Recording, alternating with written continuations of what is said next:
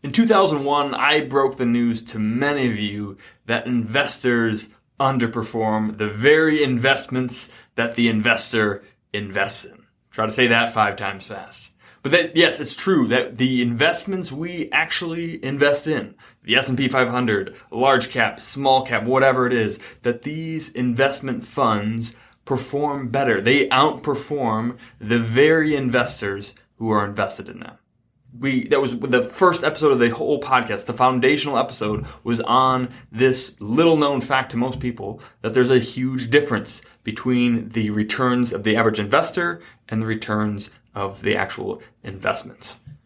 Well, all that was from old data, and so we looked at the new data just recently to find out that it's still the same, that investments still outperform investors. And that'll come to no shock to any of you who've listened to this for a while, but I always think it's good to review and have the latest information, the latest data, and to see that these things continue to happen and know where we should be focusing our attention.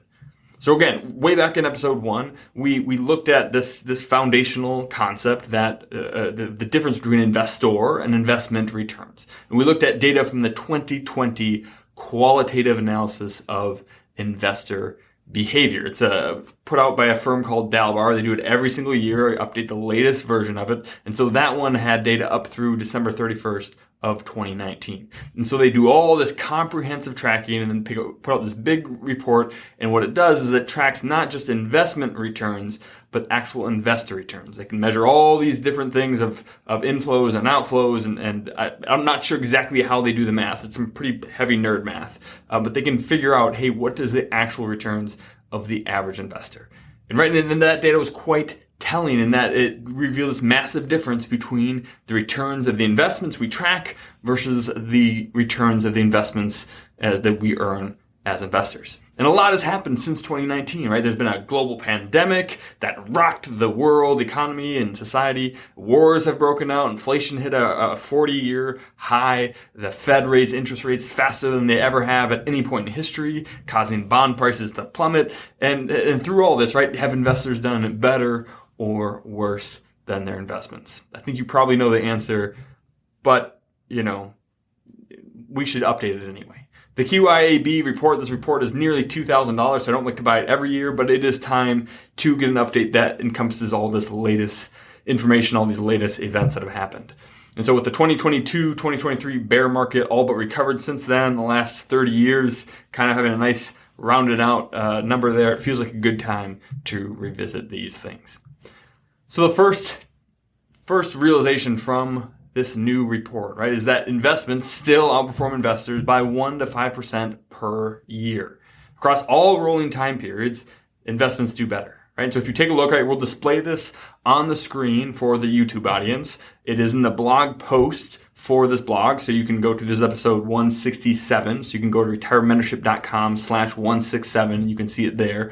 But for the podcast audience who's just listening, I'll just read off a couple of high points, right? So over 30 years, the S&P 500 has averaged about 10%, and the average investor has averaged about 8%, right? Over 10 years, 12 for the S&P 500, 8.5 for the average investor. Over the last 3 years, the S&P 500 did 10, right on the nose, 10%, and the average investor did 4.22. So the S&P 500 is doing far better than the investors who are trying to do this. And again, these are equity investors. We're not talking about people who have a bunch of their money in bonds or have a bunch of their money in CDs. It actually tracks that separately. These are just people who are all in equities. And so this is not a difference in returns because of their bond allocation or their REITs or their gold. This is, hey, they're investing in the same types of funds, and these are the performance that they're seeing. And we have not done well in the short term, right? We have underperformed the S&P 500 by 3 to 5% per year, and that gap slightens or it goes down a little bit as you go further out. But the problem is that the longer you go, the greater the impact there is on the actual dollar amounts themselves, right? Because we don't really understand percentages. We can look at that. We can see a 2, 3, 4, 5% gap between investor and investor returns over all these different time periods. But what does it actually mean to us as humans who want real money, not just percentages? Well, here's the deal then, right? Investments outperform investors by thousands, if not tens of thousands of dollars.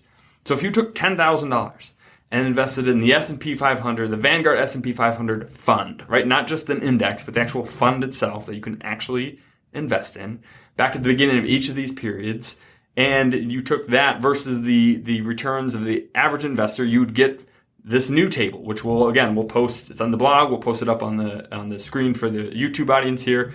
But you can see that, right? That the difference between 8% and 10% over 30 years means the average investor would have taken that $10,000 over 30 years and turned it into $86,000. That's pretty good, right? That's an 8x return. But the S&P 500 would have taken that same $10,000 and turned it into $176,000. That's a 17x return over that time. That's a massive difference. You're out $90,000 as the average equity investor versus just investing in a Vanguard index fund. $90,000. And again, I would point out that that's $90,000 per $10,000 you had invested originally, which means that if you had $100,000 or $120,000 invested for 30 years, you're missing out on $1 million plus over just investing in a simple, right? Stupid, some people call it, Vanguard S&P 500 index fund. And so again, you can look at, I'm not going to go through the whole table for the audio audience. You can see this on the YouTube. You can see it on the blog post, retirementmentorship.com/167. But across all time periods, you're looking at thousands and tens of thousands of dollars of losses by being an investor versus being the fund itself. Right? The longer you stay invested, the more you lose. As James Clear, the author of Atomic Habits, as he says, right, time magnifies the margin between success and failure. And so the longer you continue to get subpar returns, how you continue to underperform the investments that the investor invests in, the more you have to lose, right? So why does this happen, right? Why do investments outperform investors? And part of it is that because investments don't make mistakes, right? Index funds don't make mistakes. They just track an index. They don't make behavioral mistakes. They don't buy and sell. They don't do all these things. They just perform. Sometimes good, sometimes bad, over time, always good, right? And so these gaps in performance are entirely caused by our behavior. That's why Carl Richards put it so aptly named it the behavior gap in his eponymous book.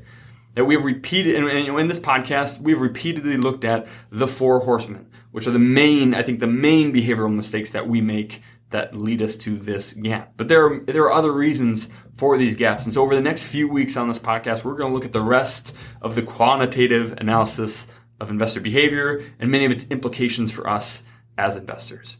Right? And my goal is to make you a better investor, to close that gap between your returns and your investments' returns, and ultimately to earn you thousands of dollars more in real results. I think that is worth taking a few weeks to pay attention to. So we'll continue this conversation next week on the podcast. Have a great week. We'll see you then. Cheers.